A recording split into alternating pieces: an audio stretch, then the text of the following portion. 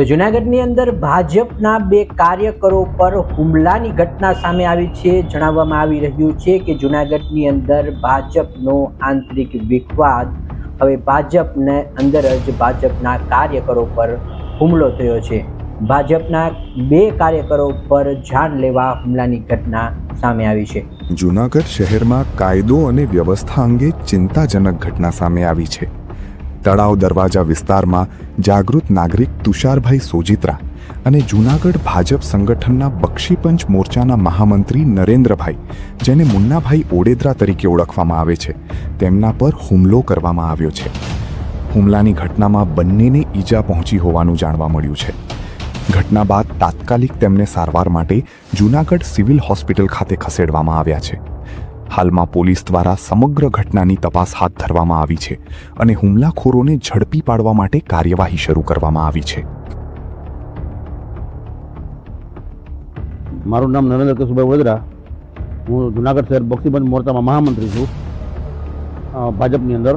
અને આજ રોજ મેં સવારે એક મેસેજ લખ્યો હતો વોટ્સઅપની અંદર કે ભાઈ હું બંગાળ ચૂંટણી પ્રચારમાં ગયો હતો, ત્યારે મને સંજયભાઈ આવી રીતે હું થયો અને સંજયભાઈએ મારો ફોન પણ ના ઉપાડ્યા અને એમની સાથે હતા, એમના મોબાઈલ પર સ્વિચ ઓફ આવ્યા હતા। એવો મેસેજ મેં આજે ગ્રુપમાં મૂક્યો હતો। તો થોડીક વાર પહેલાં સંજયભાઈ મણવરનો પહેલાં મને મેસેજ આવ્યો કે ભાઈ તું હવે તારી રીતે સેફટીમાં રહેજે, અમે તને જોઈ લઉં। અને મેં કહું સારું, મેં કાંઈ બહુ જવાબ ના આપ્યો।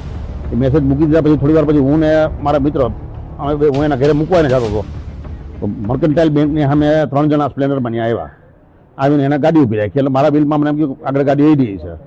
એટલે હું જોવા આવ્યો તો ગાડી એડી છે કે નથી એડી। તો જેવો દરવાજામાં જેઠો ઉતરું ત્યાં એમાંથી વચમાં એક જે છોકરો હતો ને એ સીધો બોલ્યો, તને એ કે અમારા સંજયભાઈ કોડી અને સંજયભાઈ મણવર વિશે તને બહુ બોલવાની મજા આવે ને, આ તમને સંજયભાઈ કોડી અને મણવરે કીધું છે, તમને બેન મારી જ નાખવા છે એમ કહીને સીધા મારી પર પાઇપલાઇન ચોટી પડ્યા। એમાં હું મારો જીવ બચાવવા દોડી અને મર્કન્ટાઇલ બેંકમાં ગયો તો ત્યાં એક જણો પાછળ આવ્યો અને મર્કન્ટાઇલ બેંકની અંદર મને જેમ મારવા માંડ્યો।